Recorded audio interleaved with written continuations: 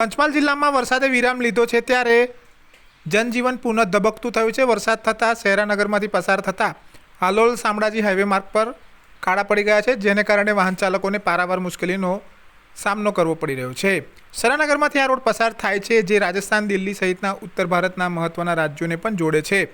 તેના કારણે આ રોડ ભારે ટ્રાફિકથી ધમધમે છે। શહેરાનગરની અણિયાદ ચોકડી પાસેથી પસાર થતા આ રોડ પર ખાડાઓ જોવા મળી રહ્યા છે। વરસાદી પાણી ભરાઈ ગયા બાદ હવે પાણી જ્યારે ઓસર્યું છે ત્યારે ખાડાઓ જોવા મળી રહ્યા છે।